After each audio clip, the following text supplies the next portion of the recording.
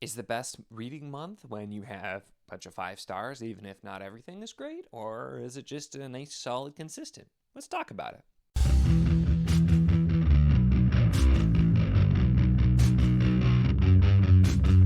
Hello and welcome to my channel. In this video, I basically want to pose the question, what makes a successful reading month? And I was thinking about this because in April so far, I finished 6 books.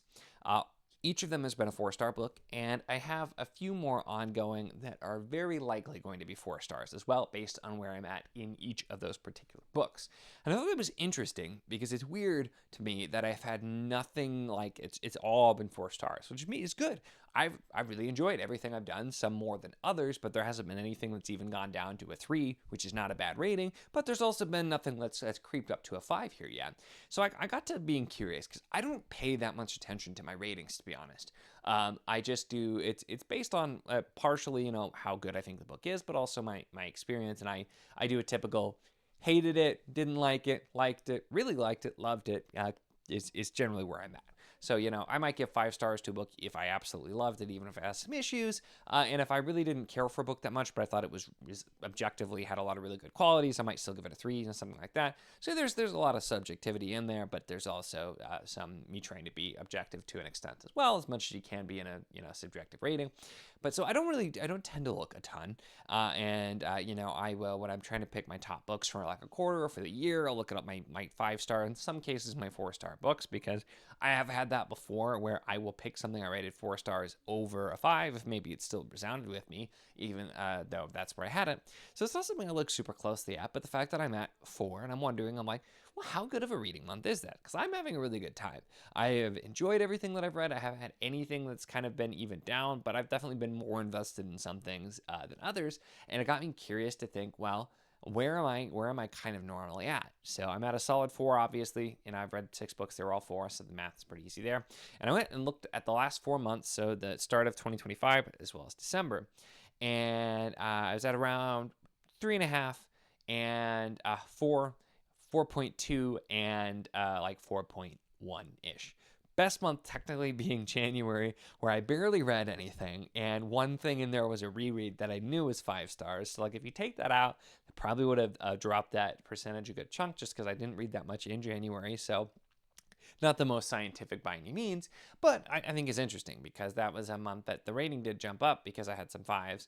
But some of these other months, I had some 5-star books, but I also had some 2 stars or, things like that in there. I don't really have 1s a lot because if I'm really not, if something's going to be a 1, I probably just get a DNF it anymore. So that's a pretty uncommon rating. Usually I'm not reading something still if it's going to be anything less than a 2. So I was looking there, and I mean, this month, very well, if I have a couple of 5 stars, enough to bump up the average above that solid 4, could easily end up being my best month of the year. But I got to thinking, like, well, really is it? And so I think it's interesting thinking about, for me, usually I think of like a really, really good reading month if I have a lot of 5 stars, and that's kind of how I personally think about it, which maybe I have the 5 stars, but everything else is lower, or maybe like I have some 2s and some 5s. And so I think it's interesting because in some cases that'll balance out, but there also might be months where, my ratings are all pretty solid, but there was nothing that like really jumped out. And that's, I could see that happening as well. And so it's interesting, and just kind of had me thinking about it, at least, and I'm curious. So what about you? I want to pose the question, what's your rating system? Do you actively pay a lot of attention to your ratings? Like, I know some people do like whole kind of like a rubric, and they go through and have weighted averages and scores and that type of thing and take it very seriously. And I know other people who take it even less seriously than I do. I'm kind of in the middle where, like, I rate everything I read, but not super specifically. So I'd be curious there, but also what do you define as like a really good reading month? Is it having like the highest of the highs, even if you don't have a lot of balance? Is it just having a really solid, consistent month?